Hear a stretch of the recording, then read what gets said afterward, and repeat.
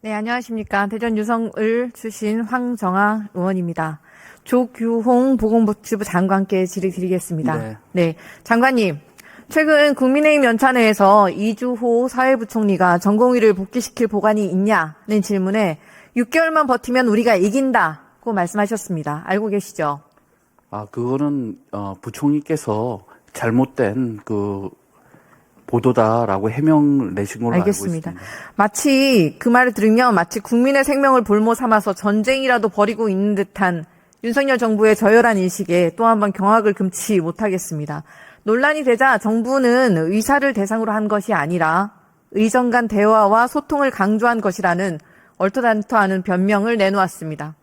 그럼 의사가 아니라 국민을 이긴다는 뜻입니까? 이 무슨 해괴망측한 변명입니까? 의원님 그렇게 말씀 안 하셨다고 부총리께서 해명 자료를 내셨다고 말씀드렸습니다. 네, 알겠습니다. 장관님, 의사는 의료 개혁의 동반자입니까? 아니면 윤석열 정권이 말하는 반국가 세력입니까? 동반자지 어떻게 반국가 세력이 되겠습니까? 의사들이 의료 현장을 떠나서 고통받는 국민들 그리고 아무런 말도 듣지 않으려는 독선적인 윤석열 대통령을 비판하는 사람들은 반국가 세력입니까? 아니라고 말씀드렸습니다. 네. 윤석열 정권의 막가파식 정책에 어느 하나 반기라도 들면 즉시 타도의 대상이 되는 것 같아서 정말 안타깝습니다. 윤석열 대통령이 최근 기자회견에서 비상진료 체계가 원활하게 가동되고 있다라며 의료 현장에 직접 가보라라는 황당한 발언을 내뱉었습니다. 보건복지부도 응급실의 99%가 운영되고 있다며 의료 붕괴 우려할 사항은 아니라는 현실과 한참 동떨어진 말을 내뱉었습니다. 정부가 이렇게 현실에서 눈을 돌리니 국민의 불안감만 증폭되고 있습니다. 대통령실은 응급실 뺑뺑이 사망 증가가 근거가 없다며 국민의 분노에 기름만 끼얹었습니다. 장관님 혹시 의료 현장에 가보셨습니까? 예, 가봤고요. 대통령님께서 말씀하신 거는 여러 문제가 있지만 비교적 돌아간다 이런 말씀을 하셨고 현장에서 문제를 해결해야 된다는 취지로 말씀하신 걸로 알고 있습니다. 그리고 복지부가 병상 숫자뿐만 응급실 숫자뿐만 아니라 병상 숫자, 그다음에 응급실에 오시는 환자분, 그리고 응급실에 알겠습니다. 근무하는 전문의 숫자도 그런데 아니 내일 윤석열 발표하고 대통령이 분명히 있습니다. 아무런 문제가 없다라고 말씀하시지 않으셨습니까? 누가요? 윤석열 대통령께서 그런 취지로 말씀하신 걸로 아는 걸로 취지를 이렇게 아니 거기도 여러 문제가 있다고 분명히 여러 문제가 있다고 말씀하셨죠. 네. 대통령실 주장처럼 우리의 불안감이 아무런 근거가 없는 것입니까? 대통령실이 정말 국민을 조롱하는 듯한 발언을 한 직후에 강원대 병원마저 응급실 성인 전역 진료를 중단했습니다. 아십니까? 네, 알고 있습니다. 세종 충남대 병원도 건국대 충주병원도 야간이나 주말에 응급실 운영을 중단했습니다. 네. 예, 이대 목동병원은 매주 수요일 그리고 아주대 병원도 매주 목요일 응급실 운영을 제한한다고 합니다. 이런데도 문제가 없습니까? 저희가 어제 브리핑할 때도 어려움이 있다고 분명히 말씀을 드렸고요. 정부가 최선을 다해서 중증 응급 환자의 진료 기능을 유지하겠다고 말씀드렸습니다. 네, 의료 현장에서 이렇게 비명이 줄줄이 터져 나오고 있는 거는 온 국민이 다 알고 있는 사실인데 윤석열 대통령과 정부는 어디 달나라에라도 살고 있습니까? 그래놓고 총리께서 의료대란의 책임이 그 시작이 전공의의 자리 이탈이라고 말씀하셨습니다. 어느 역대 정부도 하지 못할 망발입니다. 박민수 차관은 응급실 뺑뺑이가 일부 현장만의 이야기라는 말까지 꺼냈습니다. 일부 현장? 119 구급차가 뇌졸중 환자를 2차 병원에서 상급 종합병원으로 이송하려고 하지만 수속이 진행되지 않자 구급대원이 인근 병원이 다 안 돼서 전화 드린 것이라며 병원 측에 다급하게 항의하는 모습이 공개되었습니다. 그리고 뇌혈전 의심 중학생은 의사가 없어서 응급실에서 12시간을 대기해야만 했습니다. 40대 임산부는 1시간 동안 병원 26곳을 거절해서 결국 구급차에서 출산을 했고 2살 아이가 응급실 뺑뺑이를 돌다 의식불명 상태입니다. 아기가 너무 위급하다고 절규하는데도 의료진이 없다고 진료를 거부당했습니다. 이런데도 느끼시는 바가 없습니까?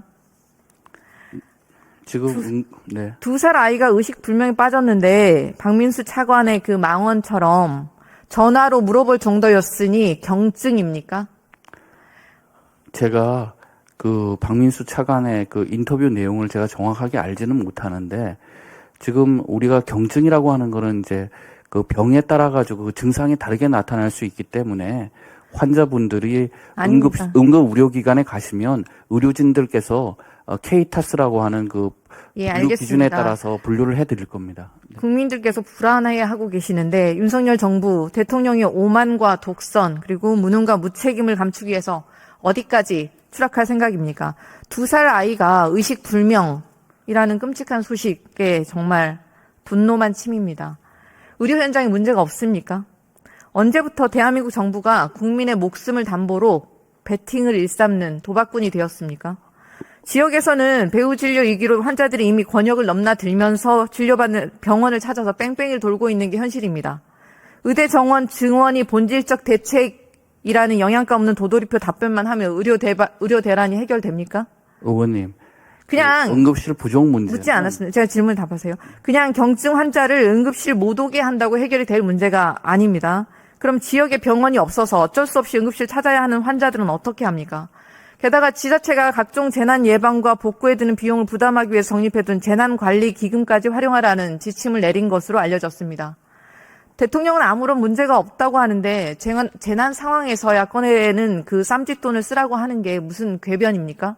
지금 중앙안전대책본부를 운영하고 있는데 이 상황을 재난으로 간주한다는 게 왜 그렇게 무리한 그 규정? 의료 재난, 사실상 재난관리기금을 쓰고 있는 것은 의료 재난 상태임을 인정하는 꼴 아닙니까? 그래서 저희는 재난 단계를 심각 단계로 올렸고 그러면 재난 상황에 대통령이 그렇게 속편한 소리만 하고 있어서야 되겠습니까? 국민의 목소리를 무시하고 국회 중재안까지 짓밟고 있는 윤석열 정부의 독선과 오기가 끝이 없습니다. 과학적 근거도 없는 2,000명 묻지마 증언, 그 배정의조차 누가 참여했는지, 그리고 어떤 근거로 배정을 했는지, 회의 자료들까지 파기에 가서 감춘 그 독재 정책, 밀실 행정 아닙니까?